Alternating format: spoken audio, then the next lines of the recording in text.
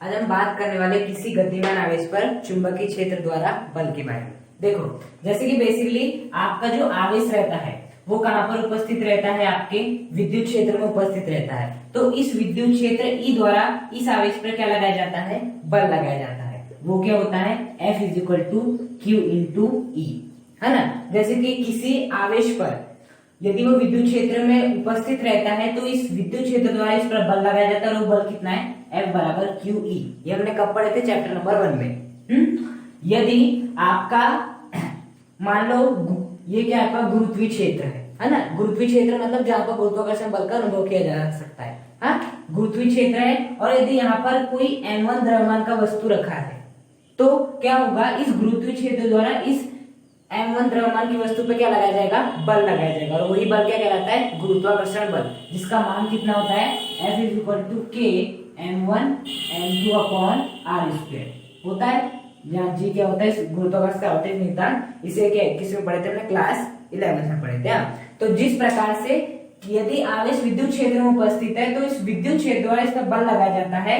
और गुरुत्वीय क्षेत्र में यदि कोई m1 द्रव्यमान की वस्तु है और m2 द्रव्यमान की वस्तु है, वो यदि उपस्थित है, इस गुरुत्वीय क्षेत्र द्वारा इस पर बल लगाया जाता है, जिसे हम गुरुत्वाकर्षण बल कहते हैं। उसी प्रकार से यदि कोई गतिमान आवेश कहाँ उपस्थित रहता है, चुंबकीय क्षेत्र में उपस्थित रहता है। मैं बना लेता हूं, आपका चुंबकीय क्षेत्र कुछ इस प्रकार से है। आपका ये क्या है, आपका चुंबकीय क्षेत्र है। चुंबकीय क्षेत्र को बेसिकली किससे प्रदर्शित करते हैं, बी से। जैसे कि विद्युत क्षेत्र को हम ई से प्रदर्शित करते हैं ना, वैसे चुंबकीय क्षेत्र को बी से प्रदर्शित करते हैं। अब इस चुंबकीय क्षेत्र में एक आवेश है, मैं मान लेता हूं इस चुंबकीय क्षेत्र में ये आपका आवेश है जो कि क्या कर रहा है, गति कर रहा है। और वो भी कितने वेग से गति कर रहा है, v वेग से गति कर रहा है। कितने वेग से गति कर रहा है, v वेग से। और इस आवेश ने थीटा कोण बनाया हुआ है किससे, b के साथ। अर्थात एक आवेश है जो कि चुंबकीय क्षेत्र में उपस्थित है। अब यदि आवेश चुंबकीय क्षेत्र में उपस्थित है तो इस चुंबकीय क्षेत्र द्वारा इस पर क्या लगाया जाएगा, बल लगाया जाएगा। उसी बल का मान हमें क्या करना है, ज्ञात करना है। ओके, तो देखो हम मान लेते हैं जो गतिमान आवेश है वो चुंबकीय क्षेत्र के साथ थीटा कोण बनाते हुए v वेग से क्या है, गतिमान है। कितने वेग से, v वेग से गतिमान है। तो ऐसा प्रैक्टिकली देखा गया है कि इस चुंबकीय क्षेत्र द्वारा जो इस आवेश पर जो बल लगाया जाएगा ना, वो समानुपाती होगा इस आवेश के। मतलब इस आवेश का मान जितना अधिक होगा, ये आवेश जितना अधिक कूलम्ब का होगा, चुंबकीय क्षेत्र द्वारा भी इस पर उतना ही अधिक बल लगाया जाएगा। ऐसा प्रायोगिक तौर पे देखा गया है। अब यदि इसका आवेश मान लेते एक बार कितना है, 5 कूलम्ब है, हाँ, और एक बार इसका आवेश कितना है, 10 कूलम्ब है, तो इस पर चुंबकीय क्षेत्र द्वारा ज्यादा बल लगाया जाएगा क्योंकि ये अधिक मान का आवेश है। और एक कम मान का आवेश है, इसके कारण चुंबकीय क्षेत्र द्वारा इस पर कम बल लगाया जाएगा। Q का मान जितना अधिक होगा, F का मान भी उतना ही अधिक होगा। ऐसा प्रैक्टिकली देखा गया। फिर सेकंड देखा गया कि जो आपका चुंबकीय क्षेत्र द्वारा जो बल होता है F, वो समानुपाती होता है आपके B के। B अर्थात चुंबकीय क्षेत्र, मतलब ये चुंबकीय क्षेत्र जितना प्रबल होगा वो उतना ही इस आवेश पर क्या लगाएगा, अधिक बल लगाएगा। और चुंबकीय क्षेत्र जितना दुर्बल होगा वो इस आवेश पर उतना ही दुर्बल बल लगाएगा।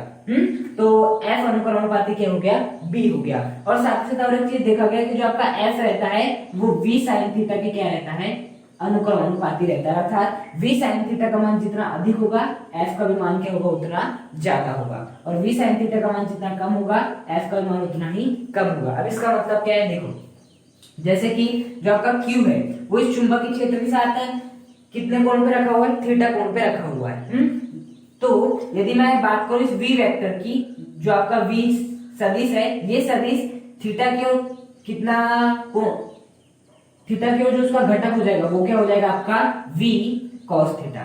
कितना हो जाएगा, V cos थीटा। और थीटा के विपरीत क्या हो जाएगा, आपका V sin थीटा हो जाएगा। देखो जैसे कि इस प्रकार से हो गया x अक्ष, ये y अक्ष, और ये क्यों हो गया आपका सदिश A। जैसा कि यहाँ सदिश क्या आपका V है। अब ये सदिश A यदि थीटा कोण बना रहा है ना, तो इस सदिश A का थीटा की ओर घटक क्या हो जाता है, A cos थीटा। क्या हो जाता है, A cos थीटा। और थीटा के विपरीत घटक कितना हो जाता है, A sin थीटा। यदि इस प्रकार से कोई सदिश है वो थीटा कोण बना रहा है तो थीटा की ओर घटक क्या हो जाता है, A cos थीटा।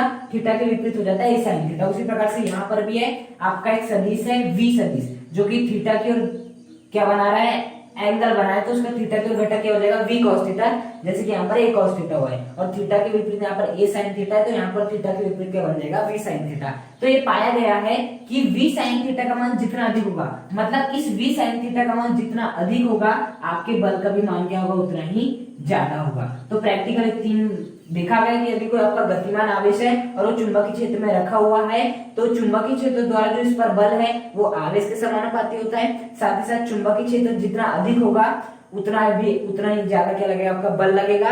और तीसरा देखा गया कि जो आपका F रहता है वो किसके समानुपाती रहता है v sin थीटा, मतलब v sin थीटा का मान जितना अधिक होगा चुंबकीय क्षेत्र में उतना ही अधिक बल लगाएगा। हाँ, अब देखना हम इन तीनों को क्या कर देते एक साथ लिखेंगे, तो क्या लिख सकते हैं F अनुक्रमानुपाती Q B V sin theta, इन तीनों को हमने क्या लिख दिए एक साथ लिख दिए। तो F तीनों में समान था तो एक ही साथ बाहर लिखे Q B V sin theta. हाँ, तो देखो जैसे आपका समानुपातिकता का चिन्ह हटता है तो बराबर आता है और एक कांस्टेंट आता है नियतांक, जिसे हम क्या कहते हैं K कहते हैं, तो वो हो जाएगा Q B V sin theta. F बराबर K Q B V sin theta. अब यदि हम मान लेते हैं K का मान कितना है 1, मतलब जो आपका नियतांक है वो कितना है उसका मान 1 है। हाँ, तो जो हमारा फॉर्मूला निकल जाएगा वो निकल जाएगा F is equal to Q B V sin theta. इसे यदि हम व्यवस्थित रूप में लिखे तो ऐसे लिख सकते हैं F is equal to Q V B sin theta. तो ये होता है फाइनली आपका बल जो कि चुंबकीय क्षेत्र द्वारा किसी भी गतिमान आवेश पर लगाया जाता है। F बराबर Q V B sin theta. अब जहां पर समझने का प्रयास करना कि कौन क्या है, क्योंकि देखो Q क्या है आपका वो गतिमान आवेश है, मान दिया रहेगा। V क्या है वो जिस वेग से गति कर रहा है, V क्या है जिस वेग से गति कर रहा है। B क्या है आपका चुंबकीय क्षेत्र है और जो थीटा है वो क्या है आपका V और B के बीच का एंगल है, मतलब इस V और B के बीच का एंगल क्या थीटा है तो वो वही है ना। तो फाइनली जो गतिमान आवेश पर चुंबकीय क्षेत्र द्वारा जो बल लगता है कितना लगता है Q V sin थीटा। अब देखना इसको आगे हम इसका थोड़ा करते हैं पोस्टमार्टम। जैसे कि कहीं पे लिखा रहता है आपका A B sine theta, A B sine theta लिखा रहता है तो इसका मतलब क्या होता है आपका ए क्रॉस बी होता है। क्या होता है इसका मतलब ए क्रॉस बी होता है। तो वैसे ही देखना यहाँ पर भी वी बी साइन थीटा लिखा है तो इसका मतलब क्या हो जाएगा वी क्रॉस बी। जैसे A B sine theta A cross B होता है वैसे V B sine theta V cross B हो जाएगा। तो एफ इज इक्वल टू क्या हो जाएगा आपका Q V cross B, Q V cross B. Sine theta को नहीं लिखना है, जैसे कि A B sine theta A cross B बनता है वैसे V B sine theta V cross B बन जाएगा। हाँ, अब बात आती है बी क्या होगा ये चुंबकीय क्षेत्र और वी क्या होगा इसके वेग की दिशा। और इसका हमें कैसा गुणन करना है, सदिश गुणन करना है। इसे क्या बोलते हैं सदिश गुणन।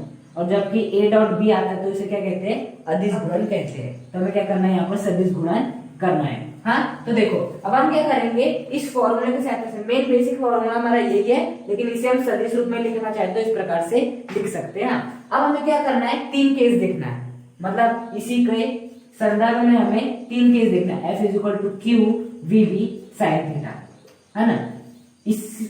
इसके संदर्भ में हमें 3 केस देखना है। पहला केस क्या देखना है कि जब आपका जो गतिमान आवेश है ना, इस प्रकार से ये हो गया आपका चुंबकीय क्षेत्र और जो गतिमान आवेश गति कर रहा है वो चुंबकीय क्षेत्र की दिशा में ही गति कर रहा है ना। जो आपका गतिमान आवेश है वो चुंबकीय क्षेत्र में ही की दिशा में गति कर रहा है। दूसरा केस क्या देखना है कि आपका यदि चुंबकीय क्षेत्र इस प्रकार से है तो जो आपका आवेश है वो इसकी विपरीत दिशा में क्या कर रहा है गति कर रहा है। दूसरा केस ये देखना है। और तीसरा केस ये देखना है कि ये यदि आपका क्या है चुंबकीय क्षेत्र है तो यदि आवेश इसके लंबवत गति करता है तो जो आपका बल है वो क्या क्या होगा, मतलब इस परिस्थिति में चुंबकीय क्षेत्र इस पर आवेश पर कितना बल लगाएगा, इस परिस्थिति में चुंबकीय क्षेत्र इस आवेश पर कितना बल लगाएगा और इस स्थिति में चुंबकीय क्षेत्र आवेश पर कितना बल लगाएगा, हमें इस फॉर्मूले की सहायता से देखना है। तो देखो यदि मैं बात करूं आपके पहली स्थिति की, तो देखना यदि मैं यहाँ पे ये वाला फॉर्मूला अप्लाई करूं तो एफ बराबर क्या होता है क्यू वी साइन थीटा। हाँ देखो तो आपका एफ इज इक्वल टू आवेश का मान कितना है क्यू है, लिख दो। उसके बाद वेग, ये मैं मान लेता हूँ वी वेग से गतिमान है तो वेग कितना हो गया v हो गया। चुंबकीय क्षेत्र कितना है b है। साइन थीटा क्या होता है बेसिकली आपका v और b के बीच का एंगल है ना, v और b के बीच का कोण। तो देखो v भी आगे की दिशा में है b भी आगे की दिशा में, मतलब इनके बीच का जो कोण है वो कितना होगा 0 डिग्री। कितना होगा 0 डिग्री। जब एक ही दिशा में होते हैं ना तो परस्पर क्या होते हैं, समांतर होते हैं, और हाँ क्या होते हैं, समांतर होते हैं, और उनके बीच का जो एंगल रहता है वो कितना रहता है, 0 डिग्री। तो यहाँ पर मैं क्या लिख सकता हूँ, थीटा के स्थान पे साइन 0। साइन 0 की वैल्यू कितनी होती है, 0। साइन 0 की वैल्यू होती है 0। और कॉस 0 की वैल्यू होती है 1, है ना। तो साइन 0 के स्थान पे क्या लिख सकता हूँ, 0, क्योंकि साइन 0 की वैल्यू कितनी होती है, 0 होती है। हाँ, तो ये हो जाएगा आपका, यदि मैं VB का इंटू फिर 0 से करूंगा तो क्या आएगा, 0 ही आने वाला है। और 0 का इंटू यदि मैं Q से भी करूंगा तो क्या आने वाला है, 0 ही आने वाला है। मतलब यदि आपका चुंबकीय क्षेत्र की दिशा जो है, यदि उसी दिशा में आवेश गति करता है, देखो ना, V वेग से उसी डायरेक्शन में गति कर रहा है, तो चुंबकीय क्षेत्र द्वारा इस आवेश पर कोई भी बल नहीं लगाया जाएगा। मतलब यदि चुंबकीय क्षेत्र की दिशा के समांतर है आपके आवेश की दिशा, तो आपका जो बल होगा वो कितना होगा, 0 होगा। अब हम इसकी बात करते हैं। देखो यहाँ पर भी लगाएंगे हम F इक्वल टू कौन सा फॉर्मूला, QV sin थीटा। तो देखो आवेश क्या है आपका, Q है। अब मान लेते हैं ये कितने वेग से गति कर रहा है, V वेग से गति कर रहा है। हाँ, तो देखो वेग क्या है आपका, V है। चुंबकीय क्षेत्र क्या है आपका, B है। हाँ, अब बात आती साइन, अब बात आती थीटा की। देखो थीटा बेसिकली क्या होता है, B और V के बीच का कोण, Q नहीं, B और V के बीच का कोण, B और V के बीच का कोण होता है आपका थीटा। तो देखो B की डायरेक्शन आगे की ओर है आपकी, और जो आपकी V की डायरेक्शन है वो क्या है आपके इधर की ओर है। मतलब दोनों कैसे, प्रति समांतर है। समांतर तो है, एक के नीचे एक तो है, लेकिन प्रति समांतर मतलब दिशा विपरीत है। तो इनके बीच जो एंगल होता है वो कितना होता है, 180 डिग्री का। कितने डिग्री का होता है, 180 डिग्री। हाँ, यदि समांतर है मतलब इसकी जो दिशा है और इसी की वो दिशा है, और एक दूसरे के समांतर है तो कोण कितना होता है, 0 डिग्री। लेकिन यदि समांतर तो है लेकिन दिशा विपरीत है तो एंगल कितना होता है, 180 डिग्री। हाँ, तो यहाँ पर क्या रख देते हैं, 180 डिग्री। साइन 180 डिग्री की वैल्यू कितनी होती है, 0। साइन 180 डिग्री की वैल्यू कितनी होती है, 0 होती है। तो मैं इसके स्थान पे क्या लिख सकता हूँ, 0। तो बताओ QVB का इंटू यदि मैं 0 से करूंगा तो आंसर कितना आएगा, 0 आएगा। मतलब यदि आपका चुंबकीय क्षेत्र की जो दिशा है उसकी विपरीत दिशा में यदि आवेश गति करता है तो उसके द्वारा जो बल है वो कितना लगेगा, 0 लगेगा। जो बल है इस चुंबकीय क्षेत्र द्वारा जो इस आवेश पर बल लगाया जाएगा वो कितना लगाया जाएगा, 0 लगाया जाएगा। अब हम देखते हैं तीसरी परिस्थिति में, और तीसरी परिस्थिति में हम देखेंगे चुंबकीय क्षेत्र द्वारा बल। तो फॉर्मूला कितना होता है, F equal to QVB sin theta. तो देखो आवेश का मान कितना है, Q है। ये मान लेते हैं V वेग से गतिमान है, तो वेग आ गया आपका V। उसके बाद चुंबकीय क्षेत्र कितना है, B है। फिर आता है आपका साइन। अब थीटा क्या होता है, बेसिकली इस V और B के बीच का एंगल, V और B के बीच का एंगल। आवेश का इसमें कोई अर्थ नहीं है। तो देखो V और B के बीच का एंगल कितना है, 90 डिग्री। कितना है, V और B के बीच का एंगल कितना है, 90 डिग्री। तो यहाँ पर क्या लिख देंगे हम, 90 डिग्री। आ गया। तो F equal to QVB sin 90। sin 90 की वैल्यू कितनी होती है, 1। sin 90 की वैल्यू कितनी होती है, 1 होती है। और 1 का इंटू यदि मैं QVB से करूंगा तो आंसर भी आपका QVB आएगा। मतलब कि सबसे अधिक बल कब लगेगा, जब आपका जो चुंबकीय क्षेत्र है और जो आपके आवेश की जो गति है वो क्या होगी, एक दूसरे के लंबवत होगी। तब चुंबकीय क्षेत्र द्वारा इस आवेश पर लगने वाला बल भी क्या होगा, अधिकतम होगा। हाँ, तो एग्जाम में अगर पूछा जाता है कि चुंबकीय क्षेत्र द्वारा किसी गतिमान आवेश पर लगने वाला बल अधिकतम कब होगा, तो कब होगा, जब वो लंबवत होगा चुंबकीय क्षेत्र की दिशा से। चुंबकीय क्षेत्र की दिशा के जब आपका गतिमान आवेश क्या होगा, लंबवत होगा, तब जो लगने वाला बल है वो कैसा होगा, अधिकतम होगा। और शून्य बल कब होगा, जब वो या तो समांतर हो या प्रति समांतर हो, तब क्या होगा, 0 होगा। हाँ, अब देखो बेसिकली जो है ना F इक्वल टू QVB, इसकी सहायता से हमें किसका मान निकालना है, इसकी सहायता से हमें B की परिभाषा बनाना है। किसकी परिभाषा, B। हाँ, चुंबकीय क्षेत्र की परिभाषा बनाना है। देखो F बराबर कितना होता है, QVB। अब यहाँ से हमें किसकी परिभाषा बनाना है, इस B की। B को क्या कहते हैं, चुंबकीय क्षेत्र। चुंबकीय क्षेत्र का है, चुंबकीय क्षेत्र की तीव्रता, बात वही है ना। तो B बेसिकली आपका है तो चुंबकीय क्षेत्र है, चुंबकीय क्षेत्र की तीव्रता, है ना। तो बताओ यहाँ से यदि मैं B का फॉर्मूला बनाऊंगा तो मुझे Q और V को कहाँ भेजना पड़ेगा, इस साइड में भेजना पड़ेगा। तो देखो F बराबर QV, किसमें गुणे में है, QV इस B के गुणे में है। जब QV इस दिशा में जाएंगे, मतलब इस छोर में जाएंगे, तो क्या होगा, क्यू भी इसके अपॉन में आ जाएंगे, क्योंकि अभी किसमें है, गुणा में है। जब पक्ष बदलते हैं तो गुणा होता है तो भाग में आ जाता है, भाग होता है तो गुणा में आ जाता है, प्लस होता है तो माइनस में, और माइनस में होते हैं तो प्लस में। तो अभी ये गुणा में है, इस पक्ष में आएंगे तो किसमें आ जाएंगे, भाग में। तो एफ अपॉन क्यू भी बराबर क्या हो जाएगा, बी, जहां पर बी क्या होता है, चुंबकीय क्षेत्र या चुंबकीय क्षेत्र की तीव्रता। हाँ, अब देखो मुझे बी की परिभाषा बनाना है, तो फिजिक्स में हमेशा याद रखना, यदि आपको किसी भी परिभाषा बनाना है ना, तो आप ना एकांक कर सकते हो, है ना। तो हम क्या करेंगे, यहाँ पर Q को भी एकांक कर देते हैं, Q को भी एक कर देते हैं, और V को भी क्या कर देते हैं, एक कर देते हैं। हाँ चलो करते हैं। F बराबर Q का मान कितना कर देंगे, 1। Q का मान 1 करने का मतलब है कि आवेश का मान 1 कूलाम कर दिया हमने। कितना कूलाम, 1 कूलाम। और V का मान 1 करने से मतलब है कि हमने वेग का मान कितना कर दिए, 1 मीटर प्रति सेकेंड, 1 मीटर प्रति सेकेंड कर दिया। तो Q के स्थान पे 1, यहाँ पर भी 1, बराबर क्या हो जाएगा, B। तो 1 इंटू 1 ही होता है, और F अपॉन 1 कितना होता है, F ही होता है। तो आपका F किसके बराबर आ जाएगा, B के बराबर आ जाएगा। मतलब यदि मैं चुंबकीय क्षेत्र की तीव्रता बोलना चाहता हूँ, क्या बोल सकता हूँ, यदि आपका Q का मान 1 हो, 1 कूलाम हो, और यदि आपका वेग क्या हो, 1 मीटर प्रति सेकेंड हो। साथ ही साथ ये वाली परिस्थिति कब बनी है, जब आपका थीटा कितना है, 90 डिग्री, तब आया ये वाला फॉर्मूला। मतलब कि और आपका जो थीटा है, मतलब आवेश का मान 1 कूलाम हो, वेग का मान 1 मीटर प्रति सेकंड हो, साथ ही साथ जो थीटा हो वो भी कितना हो, 90 हो।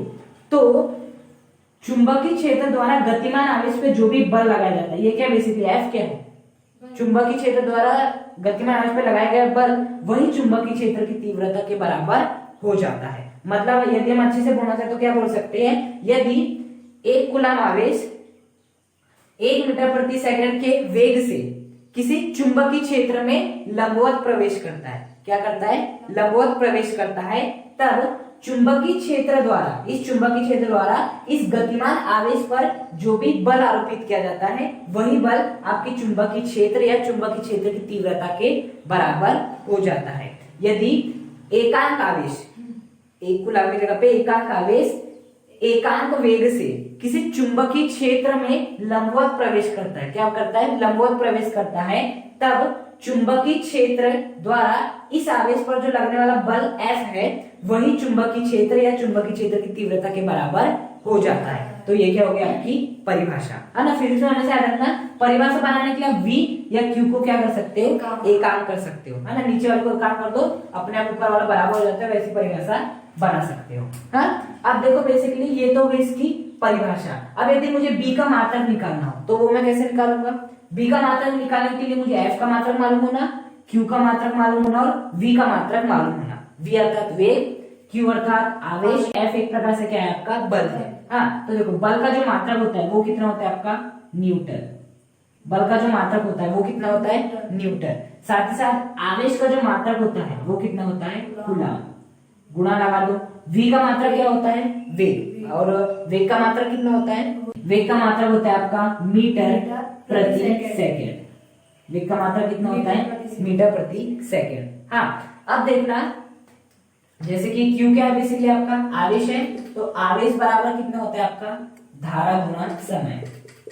आवेश बराबर धारा गुणा समय होता है। अब देखना, आवेश का मात्रक कितना होता है, कूलाम, हाँ, बराबर धारा का मात्रक कितना होता है, एम्पियर, इनटू समय का मात्रक कितना होता है, सेकेंड। तो मैं क्या लिख सकता हूँ, इस कूलाम के स्थान पे एम्पियर इंटू सेकंड यहाँ पे लिख सकता हूँ।